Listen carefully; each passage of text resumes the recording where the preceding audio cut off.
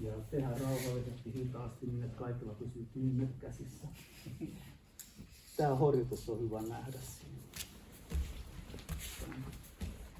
Kaikki parit ei taivu tähän, näin jos kauan varoisi siinä, että siinä tulee täällä.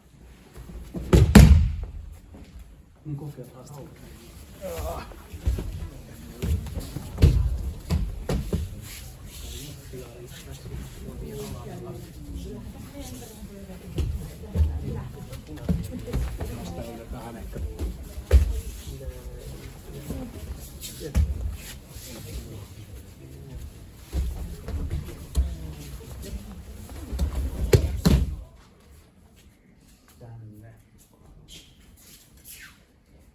Tänne näin. Tässä kohtaa, jos mä lähden niin kun pienennän tämän etäisyyden, niin sitten jos me harjoitellaan sillä tavalla, että toinen haluaa vetää tästä kiinni, mä menetän tässä tasapainon. Sen takia tässä eteenpäin, askel eteenpäin. Mahdollisimman pitkä kokion alle. Toinen ottaa kiinni, koska tässä on ajoitus.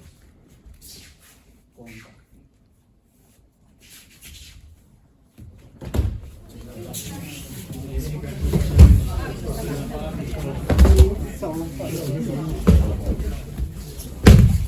Pitää kokion näkee.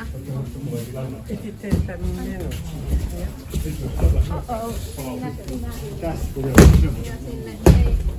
Toinen tulee tänne. Sitä käsiä. Tänne nousee.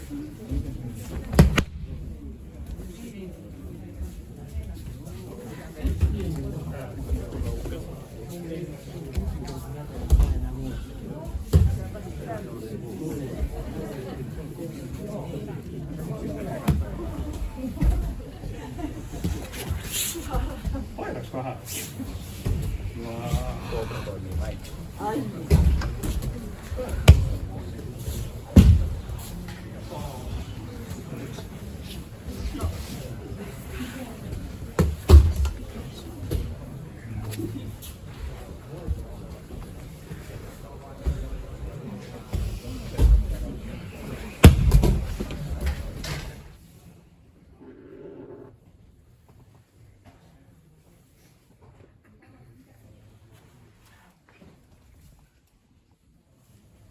Thank you.